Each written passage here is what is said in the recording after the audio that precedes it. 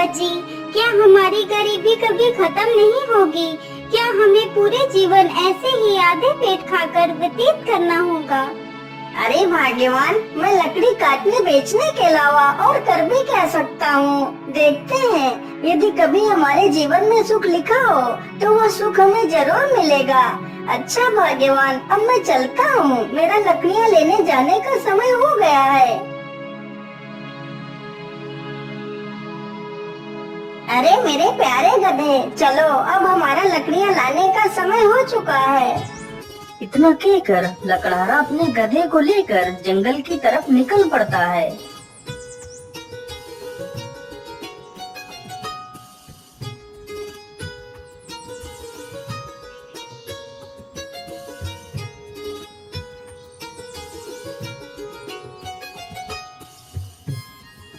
मेरे हिसाब से यही पेड़ ठीक रहेगा, चलो इसे ही काट लेता हूँ।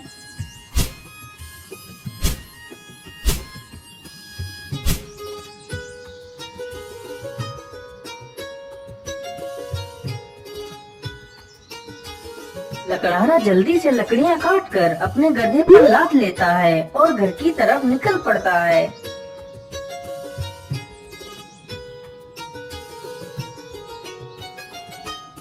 पानी पानी पानी, मेरी सहायता करो। अरे ये किसकी आवाज है? मुझे लगता है कोई तकलीफ में है, चलो चलकर देखता हूँ। लकड़हारा जल्दी से उसी ओर जाने लगता है जिस ओर से वह आवाज आ रही थी। पानी पानी पानी, मेरी सहायता करो। अरे ये क्या? ये तो एक तोता है, लेकिन यह तो पूरी तरह जख्मी हो चुका है। मैं ऐसा करता हूँ, इसे भी अपने साथ ही ले चलता हूँ।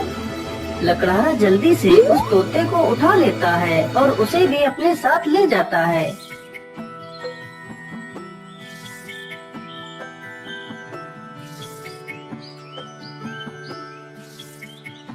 अरे भाग्यवान, तुम जल्दी से हल्दी और चूने का लेप लेकर आओ। मुझे इस तोते के जख्मों पर उस लेप को लगाना है। लकड़हारे की पत्नी तुरंत ही हल्दी और चूने का लेप लेकर आती है। लकड़हारा तुरंत ही उस तोते के जख्मों पर उस लेप को लगाने लगता है। अरे तोता भाई, मैंने तुम्हारे जख्मों पर दवाई लगा दी है, अब तुम जल्दी ही स्वस्थ हो जाओगे।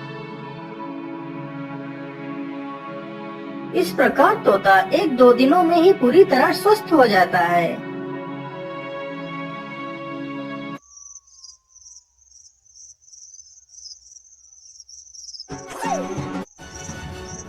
चलो आज तो इसी झोपड़ी में ही चोरी कर लेता हूँ। हो सकता है इस झोपड़ी में ही मुझे कुछ काम की चीज मिल जाए। इतना कहकर वह चोर उस झोपड़ी में घुस जाता है। तभी वह तोता उस चोर को देख लेता है। अरे मालिक, जल्दी से उठिए, देखिए चोर आ गया। अरे मालिक जल्दी उठो। अरे मालिक जल्दी से उठिए, देखिए चोर आ गया। अरे मालिक जल्दी उठो। अरे वाह, यह तोता तो बोलता भी है, तो क्यों ना मैं इसी तोते को ही पकड़ ले जाता हूँ। बाजार में तो इसकी कीमत अच्छी मिलेगी और तो कुछ इस झोपड़ी में दिख भी नहीं रहा है। इतना सोचकर चोर तुरंत ही तोते का पिंजरा उठाता है और वहाँ से भाग जाता है।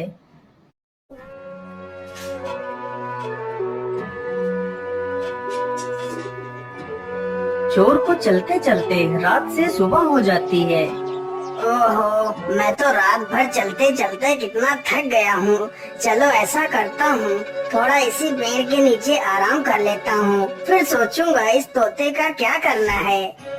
इतना सोचकर चोर उसी पेड़ के नीचे लेटकर सो जाता है। तभी वहाँ से एक राजा अपने घोड़े पर सवार होकर निकलता है। महाराज मुझे बचा लीजिए, मेरी रक्षा कीजिए महाराज, नहीं तो यह चोर मुझे मार डालेगा।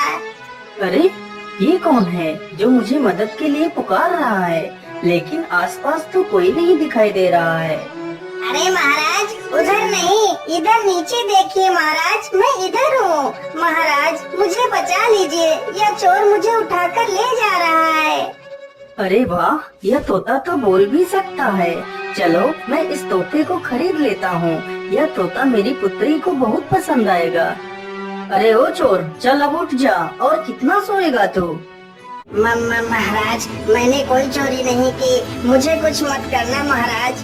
नहीं नहीं, मैं तुम्हें कुछ नहीं करूँगा। तुम यह तोता मुझे दे दो, मैं तुम्हें इसके बदले 100 सोने की मोहरें दूंगा। राजा की यह बात सुनकर चोर बहुत खुश हो जाता है। लेकिन याद रहे, मैं तुम्हें ये मोहरें तभी दूंगा यदि तुम आज से चोरी करना छोड़ दोगे। यदि ऐसा नहीं किया तो मैं तुम्हें कारागार में डाल दूंगा। नहीं नहीं महाराज, मैं आज के बाद कोई चोरी नहीं करूँगा। राजा तुरंत ही उस चोर को 100 सोने की मोहरें दे देता है और तोते का पिंजरा लेकर वहाँ से चला जाता है।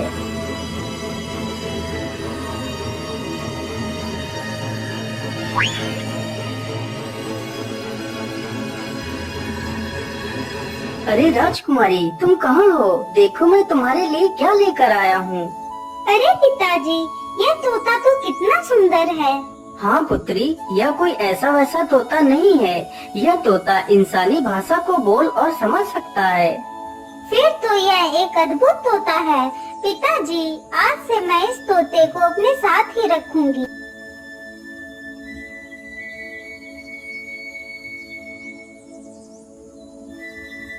राजकुमारी रोज उस तोते को अच्छे अच्छे पकवान खिलाती, लेकिन तोते को उस लकड़हारे की बहुत ज्यादा याद आती रहती थी। अरे मेरे प्यारे तोते, मैं तुम्हें कुछ भी खिलाती हूँ, तुम उसे सही ढंग से क्यों नहीं खाते हो? क्या बताऊँ राजकुमारी जी, मुझे इस पिंजरे में कैद हुए पूरा 1 महीना हो चुका है। मेरा मन भी आकाश में उड़ने को कर रहा है, लेकिन मैं इस पिंजरे में कैद हूँ। मैं क्या कर सकता हूँ? अच्छा, ऐसी बात है, तो फिर चलो मेरे साथ। आज मैं तुम्हें बाहर की सैर करा के लाती हूँ। राजकुमारी तोते को जंगल में ले जाती है और उसे पिंजरे से बाहर निकाल देती है। फिर तोता आसमान में उड़ने लगता है। अरे ये क्या, ये पेड़ इतना चमक क्यों रहा है?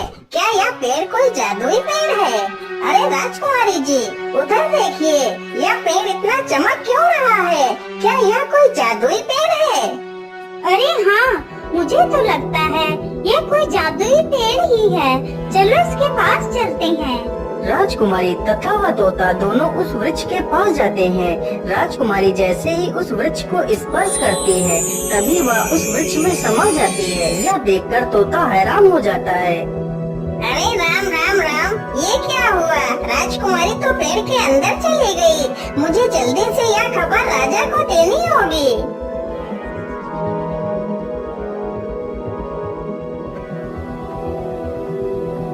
अरे ये मैं कहाँ आ गई? ये कौन सी जगह है? तभी एक बड़ा सा बाज राजकुमारी के सामने आकर खड़ा हो जाता है। अरे यह बाज तो कितना विशाल है। इतना बड़ा बाज तो मैंने आज तक नहीं देखा।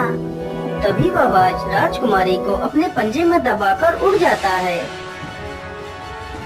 अरे दुष्ट बाज, मुझे छोड़ दे। तू मुझे कहाँ ले जा रहा है? वह बाज राजकुमारी को एक गुफा के भीतर ले जाता है, जहाँ एक डायन खड़ी होती है।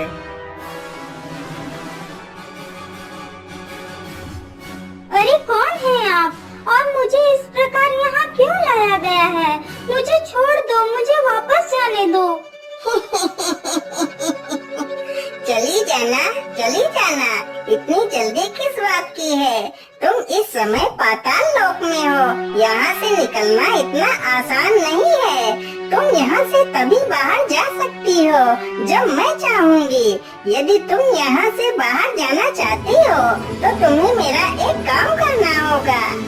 बोलिए, आप क्या काम करवाना चाहती हैं? राजकुमारी जी, तुम्हें मेरे लिए अमृत लाना होगा।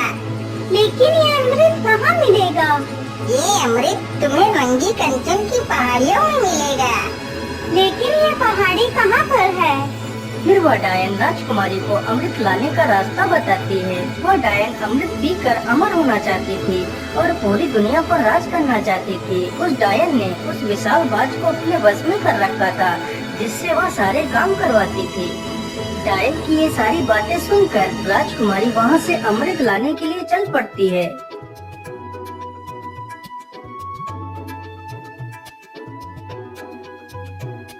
राजकुमारी अमृत ढूंढते ढूंढते उन्हीं पहाड़ियों पर पहुंच जाती है जहां पर अमृत था।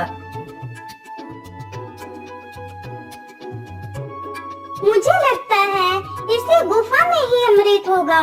चलो इसके अंदर चलती हूँ।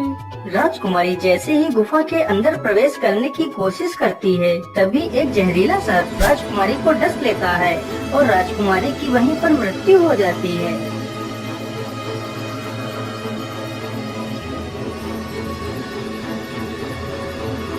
महाराज, यह वही पेड़ है जिसमें राजकुमारी समा गई है। ठीक है तोते, तुम यहीं पर रुको, मैं इस पेड़ के अंदर अकेला ही जाऊंगा। राजा जैसे ही पेड़ को हाथ लगाता है तो वह भी उसी पेड़ के अंदर चला जाता है।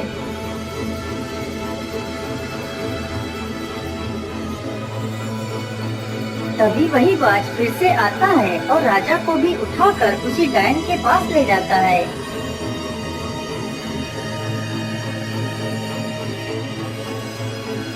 कौन है आप और मुझे यहाँ पर इस प्रकार लाने का क्या कारण है? मेरी राजकुमारी कहाँ है? अरे महाराज, आप चिंता न करिए, आप जल्दी ही अपनी राजकुमारी से मिलेंगे। उससे पहले आपको मेरा एक काम करना होगा। ठीक है डायन, मुझे जल्दी से बताइए, मैं तुम्हारे लिए क्या काम कर सकता हूँ। फिर वह डायन राजा से भी उसी अमृत को लाने की बात कहती है। ठीक है डायन, मैं तुम्हें वह अमृत लाकर दे दूंगा, लेकिन मेरी पुत्री को कुछ नहीं होना चाहिए। इतना कहकर राजा अमृत लाने के लिए चल पड़ता है।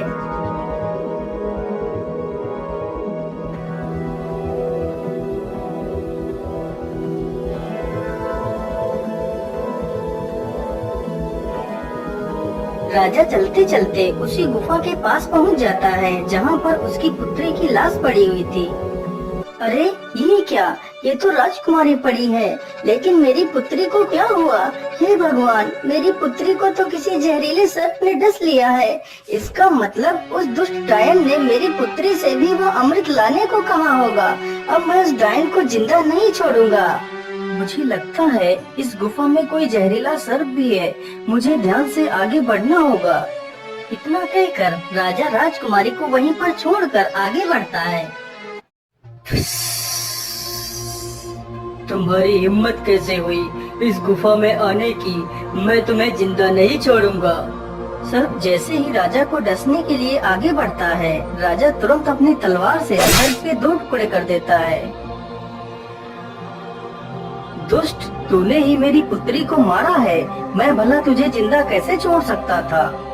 इतना कहकर राजा गुफा में आगे बढ़ता है। राजा जैसे ही आगे बढ़ता है, तभी एक तीर बहुत ही तेज रफ्तार से राजा को छूकर निकल जाता है। तभी राजा अपने कदम पीछे ले लेता है। अरे ये क्या, इस गुफा में तो तीर की वर्षा होने लगी। अब क्या करूं? अमृत तक कैसे पहुंचूं?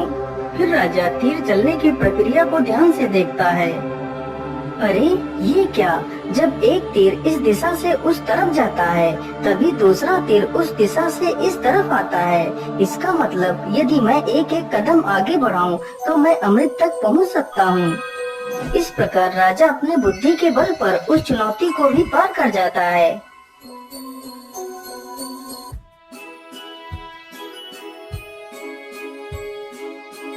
अरे वो रहा अमृत, चलो जल्दी से अमृत को ले लेता हूँ।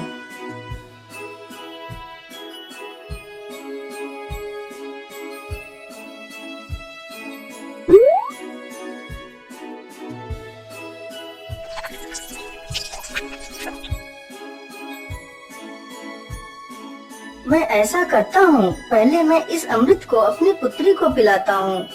ये सोचकर राजा अपनी पुत्री को अमृत पिलाता है। अमृत पीते ही उसकी पुत्री जीवित हो जाती है। अरे पिताजी, आप यहाँ पर कैसे आ गए? पुत्री, मैं तुम्हें लेने आया हूँ, अब तुम बिल्कुल भी चिंता मत करो, मैं यहाँ पर आ गया हूँ।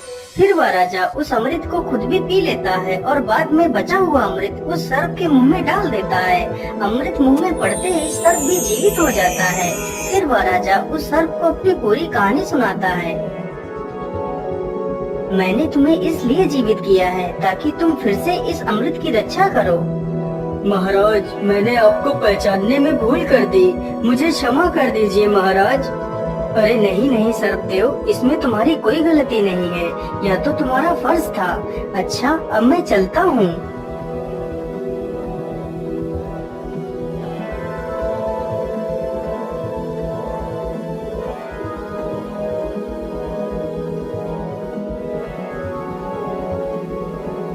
राजा उस बोतल में अमृत के स्थान पर एक तालाब से साधारण जल भर लेता है और डायन के पास पहुंच जाता है।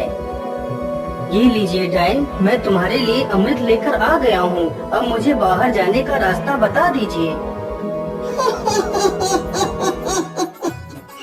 अरे वाह राजा, तुम तो कितने बहादुर हो। यह अमृत आज तक कोई नहीं ला सका। जो भी गया वह लौट कर नहीं आया और तुम तो अमृत लेकर आ गए। चलो चलो जल्दी से मुझे यह अमृत दे दो। राजा तुरंत ही उस डायन को वह पानी से भरी हुई बोतल दे देता है। डायन तुरंत ही उस पानी को अमृत समझकर पी जाती है। हे डायन, मैंने आपके कहे अनुसार आपको अमृत लाकर दे दिया। अब मुझे बाहर जाने का मार्ग बता दीजिए। इतनी भी जल्दी क्या है, अब मैं अमर हो चुकी हूँ। अब तुम दोनों यहाँ से कहीं नहीं जाओगे। आज से तुम दोनों भी मेरे गुलाम हो। अरे डायन, ये तो सरासर धोखा है। मुझे यहाँ से जाने का मार्ग बताओ, नहीं तो मैं तुझे मार डालूंगा। अरे मूर्ख राजा, अब मैं अमर हो चुकी हूँ। अब तू मेरा कुछ भी नहीं बिगाड़ सकता। अच्छा ऐसी बात है, तो फिर ये ले मेरे इस तलवार के वार को झेल। इतना कहकर राजा उस डायन के पेट में तलवार घुसा देता है। ये क्या हो गया? मैं तो अमर हो गई थी। इसका मतलब तूने मेरे साथ धोखा किया है। पानी पीकर खुद को अमर समझने वाली उस डायन की मृत्यु हो जाती है। डायन के मरते ही वह बाज आजाद हो जाता है। महाराज आपकी जय हो। आप तो बहुत वीर और बुद्धिमान हैं। आपका बहुत बहुत धन्यवाद महाराज, जो आपने मुझे इस डायन की गुलामी से आजाद करा दिया। हे बाज, क्या तुम यहाँ से बाहर निकलने का रास्ता जानते हो? जी महाराज, आप दोनों हमारी पीठ पर बैठ जाइए, मैं अभी आपको बाहर ले चलता हूँ। दोनों ही बाज की पीठ पर बैठ लेते हैं और बाज उन दोनों को लेकर एक दरवाजे के पास जाता है। महाराज, इसी दरवाजे के बाहर आपकी दुनिया है, यहीं से आप बाहर जा सकते हो महाराज। राजा तथा राजकुमारी दोनों बाज का धन्यवाद करते हैं और उस दरवाजे से बाहर चले जाते हैं।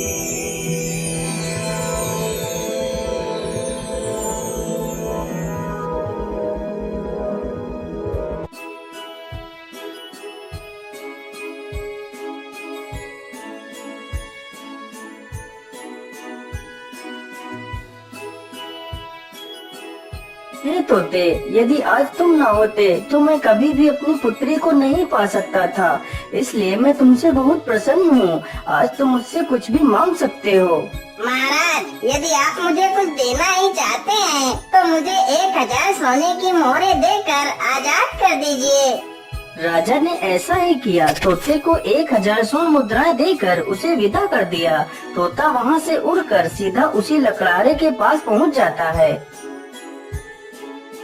मालिक देखिए, मैं आ गया और आपके लिए कुछ उपहार भी लेकर आया हूँ।